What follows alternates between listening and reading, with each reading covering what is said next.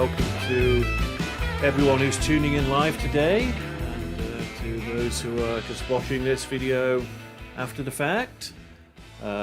It's the Mark show today, I guess. Yes. Mark Stoakes and Mark Island. So, and Mark's going to show us the schema. I almost said SchemaMapper, but SchemaScanner, which is a completely different. I've got SchemaMapper in there as well, if you want. Mark, No, we'll just stick to the scanner today. Just one difficult item's enough at the time. Yeah, sure. But So I mean, SchemaScanner. yeah, SchemaScanner. Yeah, I should introduce you to everyone who is on this video. Mark, you've worked at SAFE for longer than I have. I know that. Must be Yes, nearly 20 20 plus years, I think. Wow. And so, what's your job title now? Because I'm never sure what We're on I'm on the FME application experts team. application experts. Proof of concept. So now they're support, but it's mostly Okay. proof of concept for people, yeah. Yeah, I see whenever we sort of sell to a new customer, it's always you go in and do demos and yeah, proof of concept, I guess. So yeah. Sometimes Cool. it's deeper dives. Okay, so yeah. So the SchemaScanner, I think, went in 2021.1, but it's sort of new enough that I think we can include it here. And it did get some updates. Well, I think it was really targeted. I think that was actually almost a bit of a mistake. It went in early and it was really targeted for 2022. So Okay. people who want to use it should stick to 2022. I think there's a decent version in 21.2. Okay. I did use it once in 21, but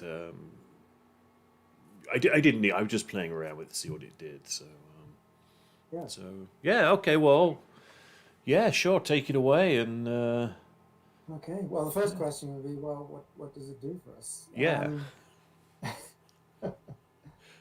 So, What does it do? Yeah.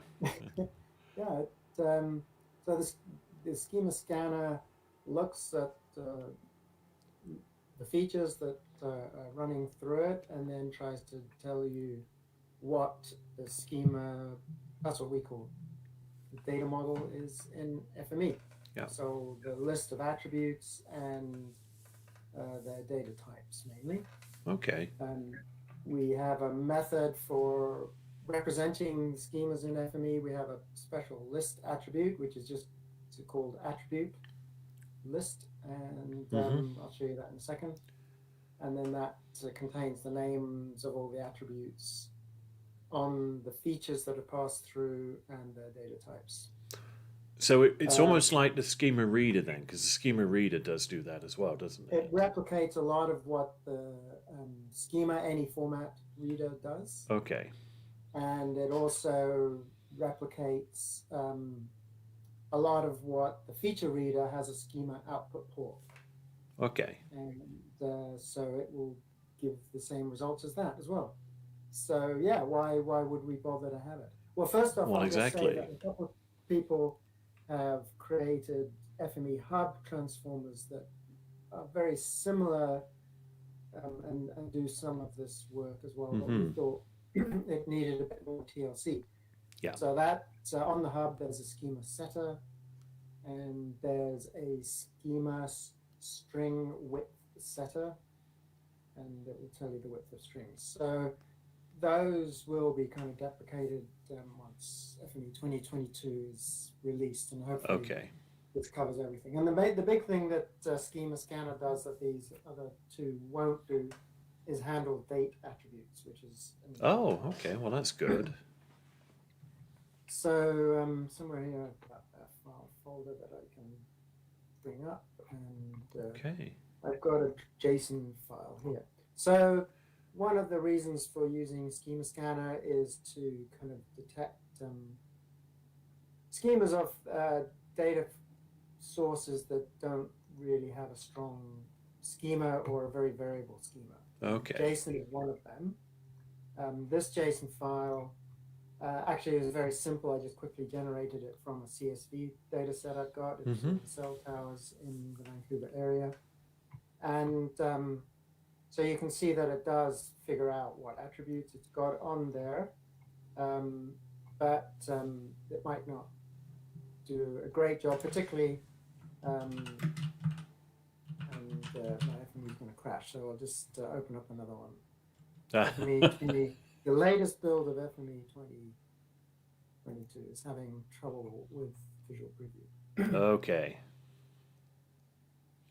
So, Live presentations, it's always bound to happen. yeah, yeah.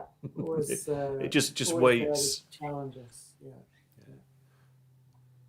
So I'll not click around too much in visual preview. Okay. So we'll try that again. Drag on that JSON file, and there it is.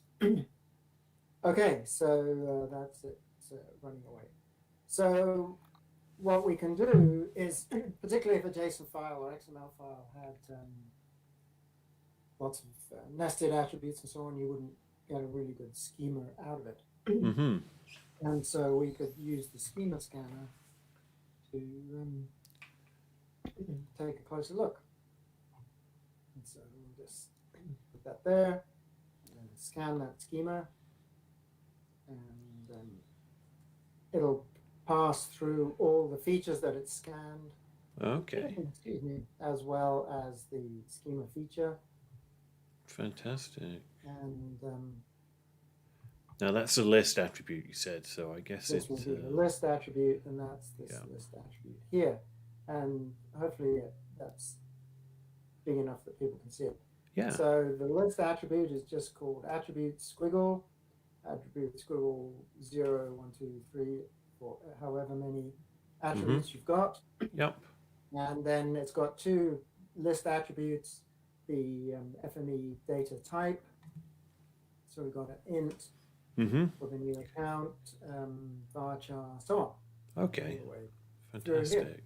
So it's tried to pick out the best schema that it can do. Gotcha. So what does that look like? Wow. So it's quite complicated. Yeah. There's a lot more settings and parameters than I realized there would be. Yeah, well, the first version that you were digging around with was very simple and more like the schema setter that somebody built. Yeah. So, so the first parameter is, do we output the schema before features? It defaults to no. I've brought this up as a preset. Okay. That's why it's got a lot of things set. So the default is no, and that's to make the schema scanner a non-blocking transformer. But actually, in most cases, you would want this to be yes. Okay. Because the schema scanner pairs very well with dynamic writers and those kind of concepts in FME. That's what I was thinking, yeah. Yeah, and so if you want to use those concepts, then really you need the schema to go out first. So in a dynamic situation, you push out the schema and say, okay, this is the feature class or table or whatever I want to create in this structure, and then you can load it with the features. So in most cases, you would say yes there. Unless you got a huge data set, you would leave that blank. That's the number of features to scan. So look at all the features. And then this is a very nice addition. Yeah, I like that. I can. So this will tell us that the regular expression goes into the regular expression editor, and it tells the schema scanner to ignore attributes, certain attributes. And so the most, I can't scroll here now, but so the most common ones will be any of the FME attributes, like FME feature type. For some reason, we still put on every feature, multi-reader attributes, so that should come off. And then often, depending on the format you're reading, you'll have a bunch of format attributes. So you just want to get rid of those. So is that something you've added in as a preset? Or, okay. Yeah, this is all my presets. So, okay. I was thinking that. Definitely, you know, if you use this a little bit or end up using it, I would definitely preset it with FME underscore and multi underscore, because you're never going to want those on your schema. That's a really good idea, because you're right. You just don't want that. For those people that haven't seen them, so you know, once you've got a transform, every transformer has them, and if you find your and readers and writers, I think actually, if you find you're always setting a particular parameter on a transformer, then you can save it as a preset. So I just save that as SchemaScanner, and then you can also make that your default preset. Okay. So that's my default preset. So that's why it popped up. So I've got a question that says, for field lengths, does it scan the subset order data or scan all of the data? I'm guessing it's scanning all of it. Yeah. Here. So if I put 10, it'll just scan the first 10. Yeah, that's what I was thinking. Yeah. But that's case sensitive or not, whether you worry about that. And then the types of scans and schema you can set. So on the left-hand side here, you can actually see the differences there. So I'm just scanning my numeric values, and it'll return whether it's an int 16 or real 64 or whatever. Yeah. Making it guess at that. But you can also ask it for explicit widths and precision. So that would give you a number bracket, 10, 2 or something like that. Strings similarly. So in this case, I'm asking for explicit string widths, so it's giving me varchars. Okay. And so on. Otherwise, you're just going to get string or text or something. Yeah. Okay, that makes sense. And then I'm ignoring anything that's empty. Okay. Anything that's missing. Okay. And then I don't think I've got any dates in this data, but the date detection here. So I mean, that date detection is pretty time consuming because it's got to apply this to every. Right. Yes. Has to be on every record to figure out whether you actually popped up a date, but. But that, I mean, it's nice that it does handle dates, because obviously that's a big thing that is in most people's data, as a date of some sort. Particularly databases. Yeah. Well, actually, even humble shape files. Yeah, absolutely. So it scans for the FME date by default, or you can tell it. No date detection. Okay. And then yes, for those who aren't familiar with dates, we have an internal date format, which is this one here: year, month, day, hour, minute, second, all in one big integer. Yep. Or you can recognize different any other patterns. So we have that's hand. Beautiful. Then you can go into the editor and make your own date pattern. If you've got a CSV file that's got. That's fantastic. That's fantastic. I love that. Yeah, that's certainly more powerful than version I looked at in 2021, which didn't have any of those, and I don't think it had the ignore attributes option either, which was causing me a few issues. So. And you'll see in a little demo I've got a bit later. Yeah. Fantastic. And then this last one, this is a tough one to explain. So I'll explain it a bit more in a demo later on. But this basically relates to what we were mentioning earlier about the dynamic workflows. So somehow you have to link this schema back to the actual data. Yeah. And so whatever the attribute name you put in here will be that linkage between the data that is passing through this transformer. I mean, I think that was the bit that was confusing me in the older version, was because I've got these features and I've got this schema, but they're completely separate. And how do I tell the writer that this is a schema for these features? And and that is tricky on the dynamic writers. And, so that sounds like the answer to that question. Yes. So I got 9,000 odd features and data features, let's call them, and then I got one schema. And then at the bottom here is a very slippery thing which can trip people up, which is this special FME format attribute, schema handling, schema only. So when a writer gets a schema feature, it has to know whether that schema feature's also got data on it. Like, Ah, is it my responsibility to just create the schema, or do I got also have to you. insert any data?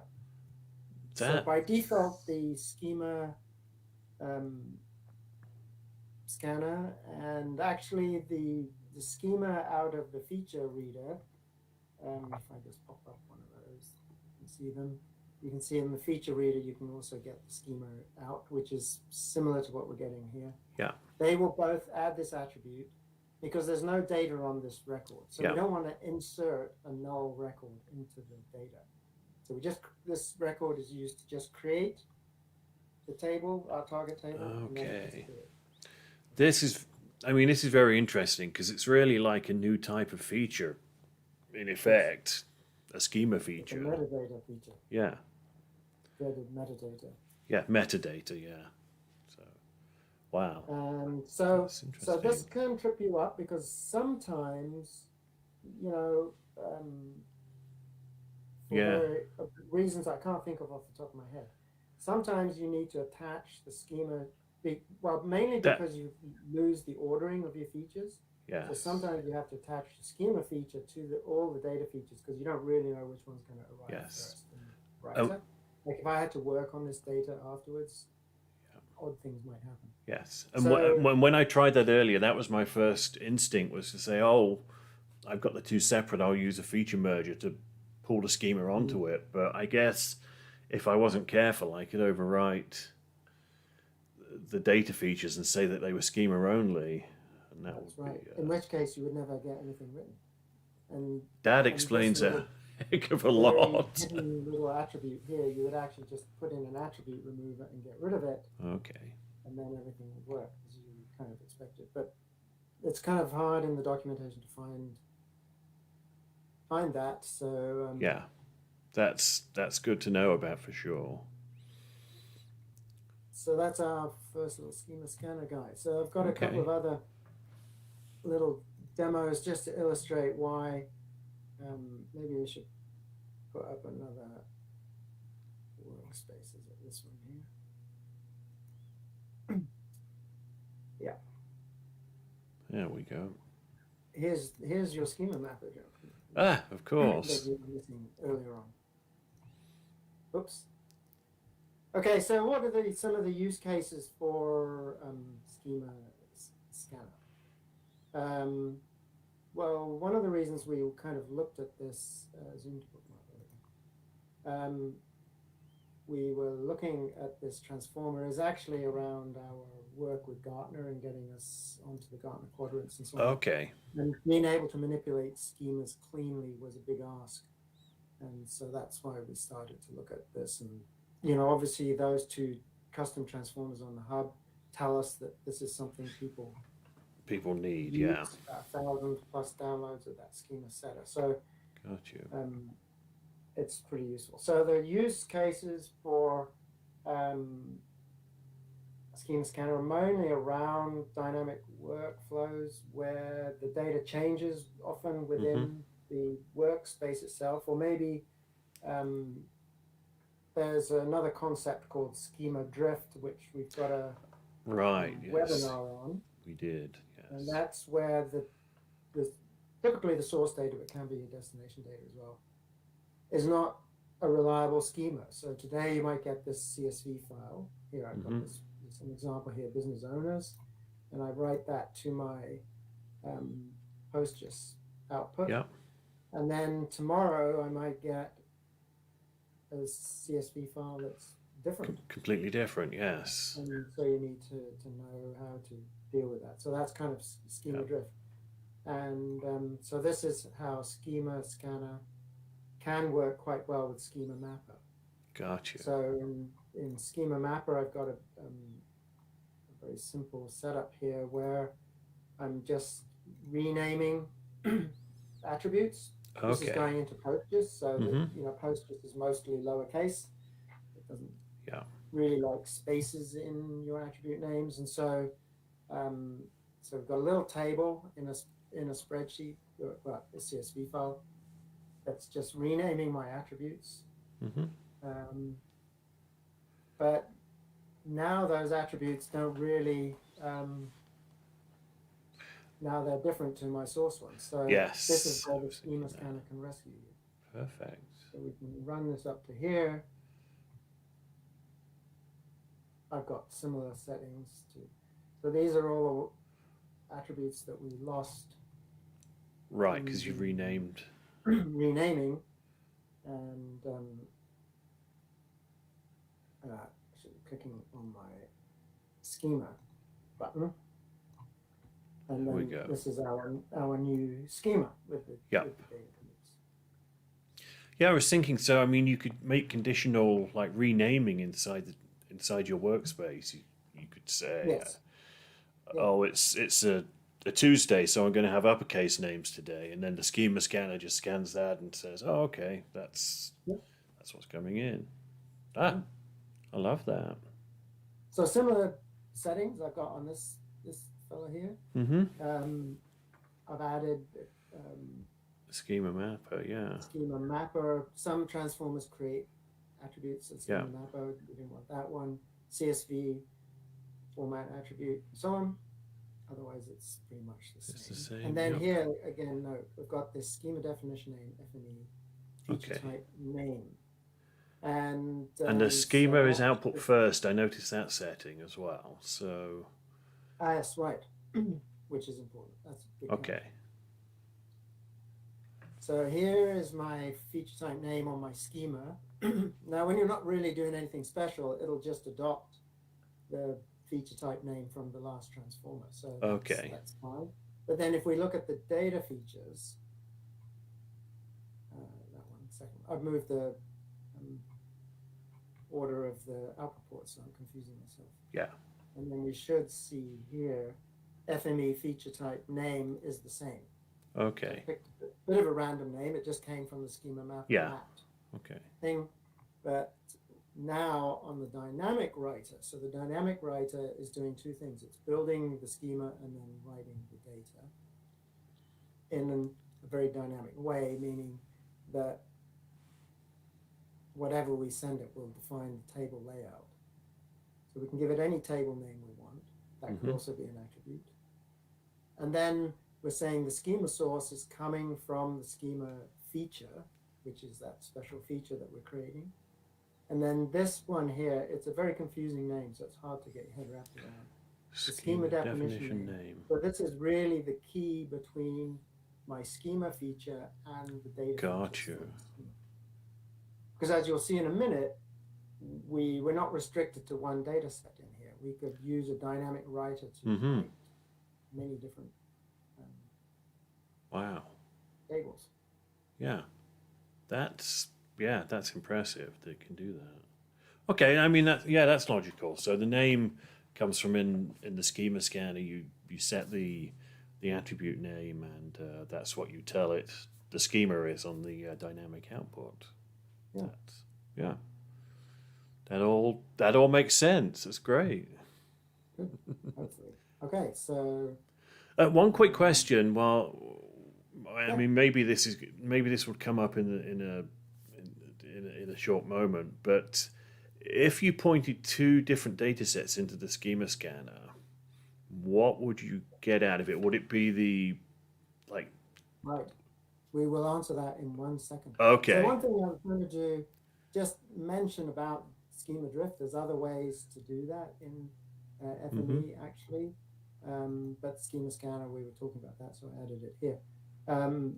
Is comparing yesterday's schema with today's. So good alternatives, you can use the schema any format or the feature reader to do this. But I've got two CSV files that have slightly different schemas.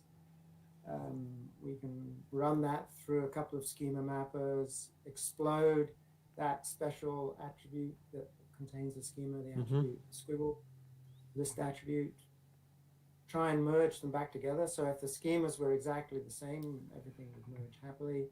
And I can do a test here. Okay. And I can see that some attribute names changed. So that we lost the spaces and so on. So interesting. In this case, I'm testing for the length of characters as well. So we're getting longer. Oh, I see. Yeah. characters as well. Huh. I like that. So we can, but you could use the feature reader, which has always Yeah. been around for a long Yeah. time, to I do mean, that. I guess the schema scanner, you've got the advantage there of if you downloaded something from a web service mid workspace, Mhm. you can scan that schema, and Yeah, right.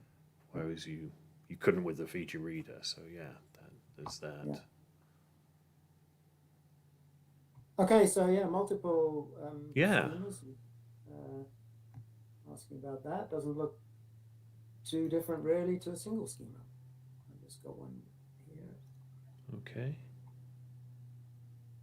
So in this case, I'm using a dynamic reader. I'm reading some CSV files, Okay. and I've got two CSV files in my list here. I'm reading cell tower locations and cell signal cell Okay. signals. That's I just picked the two Yeah. Yeah. data sets. Okay. So two different CSV files, two different structures, I'm guessing. That's right. Okay. So if we run that data, getting different ones, and all the attributes are all getting jumbled up. I'm also creating a new attribute here, just Okay. for fun. So I'm taking a code attribute, which is 3 alphanumeric characters and then a bunch of digits. And I'm stripping off using, these are newish in maybe FME 21, slightly revised, yes. regular expression tools in the editor. So this is a substring extractor. So you can look at that in the text editor. So I'm stripping off the first 3 characters. Gotcha. Making a new attribute for features that have that code attribute. And then, so now I've got 2 sets of features that I'm scanning, and one of them with a new attribute on it. There's my alpha code that I've just created, this column here. And you can see I've got 2 schemas. Schemas. So how do I do that? Well, I'm now using grouping. Group by. Gotcha. So FME's got group processing in many, many transformers, of course. Gotcha. Group by the feature type. So that's in the case of CSV, that's the file name. Mm-hmm. Many of these attributes the same. It's not doing any date detection today. Still got my feature type name, just using that as the default. Okay. And so what does that look like over here? So that will give you 2 different names. Right. Exactly. Yes. Oh, so fantastic. Got one name for each of these. Huh. Got my different schema for each of those grouped sets of data. One for my cell signals and one for my cell towers. That. Oh. I'm blown away by this. I really am. I mean, just because I tried it before and I was like, okay, that's interesting. I didn't. Well, it did take me a few tries too. Yeah. This is fantastic. I mean, I can. And then the dynamic writer, you see, we only have one object on the dynamic writer, so this is simplicity. Kingsbury asks if dataset 1 has fields ABC and dataset 2 has fields ABCD and we only want one output schema. What happens? Does the output schema contain fields ABCD? In my case, I'm writing out to PostGIS. Mm-hmm. And so on my dynamic writer here, I'm using a dynamic attribute or an attribute for the table name, which is the FME feature type. So that's the same as my original CSV file name. And my schema source is the schema feature that just popped out of my schema scanner here. That second feature. These ones. That's cool. And you just give it the name again. My yeah. data and my schema feature is this fantastic feature type name. Cool. So we're having some fun in the chat here because we're streaming this using YouTube and Twitch, and everyone's just found all the different commands you can use in Twitch. One of which returns an FME haiku. Another one asks a question out loud. It's got text to speech on there. So I think everyone jumped for a second when it started talking out loud. The question was, by the way, what would happen if we had two different schemas? Say you didn't do the group by setting on there, and you sent in two sort of slightly different schemas. Would it merge the two together into one output schema? Or Yes. Okay, so it will be the sum of all of the different attributes. Yes. So like A, B, C, and C, D, E would give you A, B, C, D, E. It will be Right at the everything. bottom here, so you've got a huge list of attributes. We should Yeah. see all the TX, which can these Okay. TX ones come from the towers, and the first ones come from, they're all blended together, I think. Should do. Yeah. Not- That would make sense to me as well, because if it didn't merge them all together, then you'd potentially lose attributes on the yeah, you would. the Yeah. output. So I would say that. I think it is, but did I run that? Rerun that?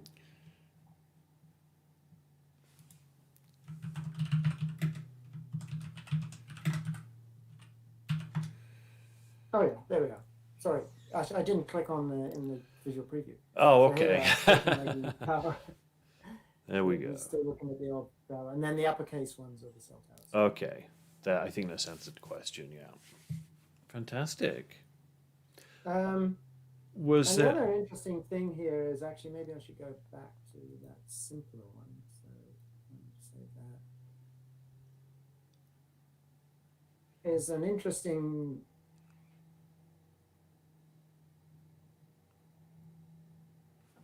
Should have done that in my first demo, which I still can do. So let me see. Okay. Well, no. But the interesting thing is that the SchemaScanner actually preserves the order of the. Oh, it does. Okay.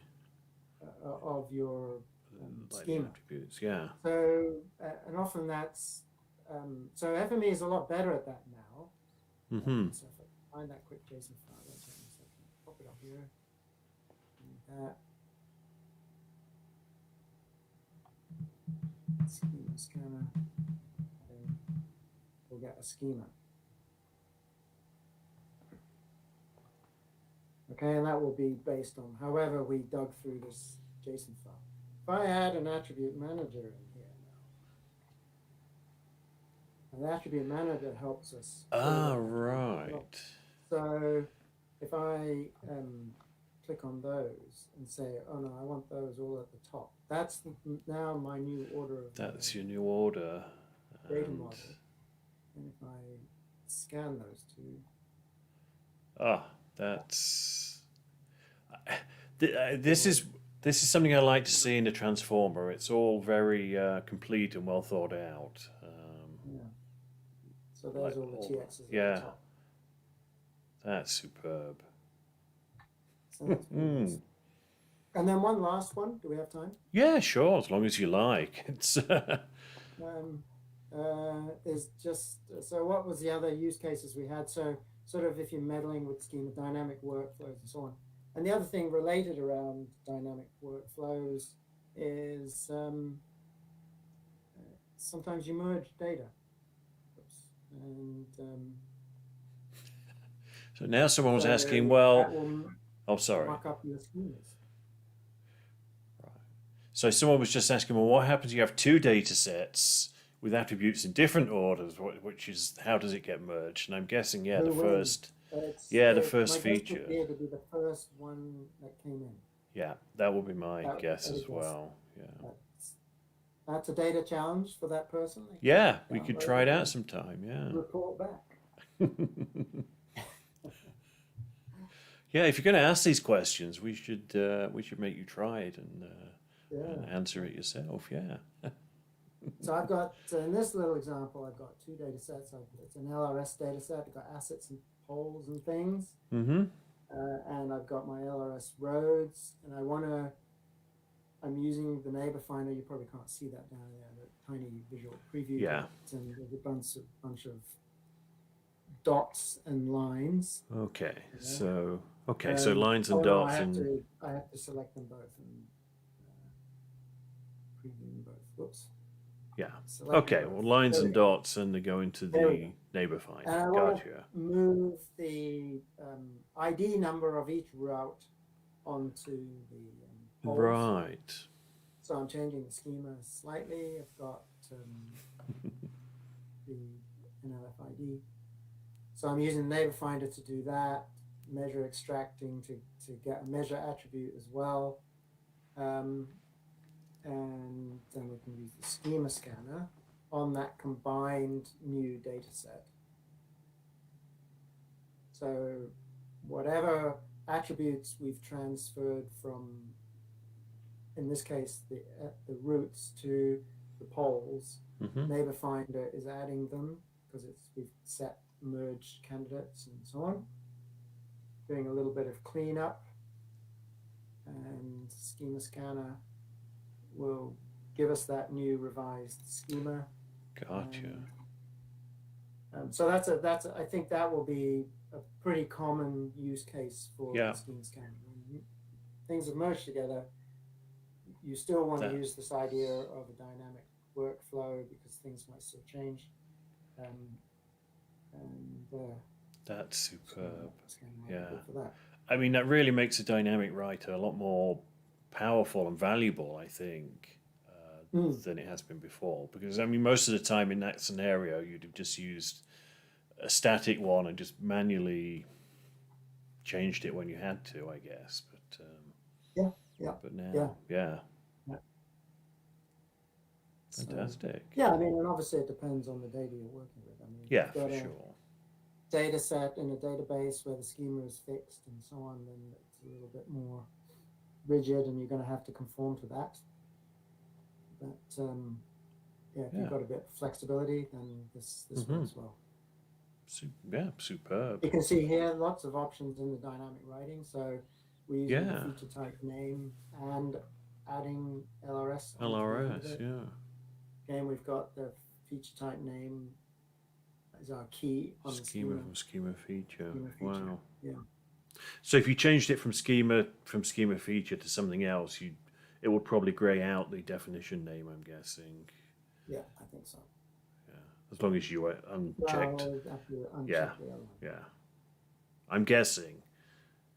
Maybe it wouldn't. No, not necessarily, because we still have the source schema, but the data might have other characters. Right. Yes, that's true. That's true. That's true. Yeah. So Huh. Fantastic. Well, was there anything else to show on that? I think that's People can experiment with that. I give thanks to our key developer on this, Graham. I work, especially around the dates. That was new. That's fantastic. Yes, I should say that I did invite him on, but I think he's more of a background guy. He didn't really want to come on and present. So he says, I don't know how to use it. I just wrote it. I don't use it. So, okay. That's good. So, but if you want to talk to him, maybe you can come to the user conference later this year and he might be there. So that's right. Yeah. Okay. Yeah, well, thank you, Mark, and thank you to everyone who tuned in and asked all sorts of questions today. That was, fantastic. Next week, I can't remember what we're looking at next week. I think it's the unfolded format.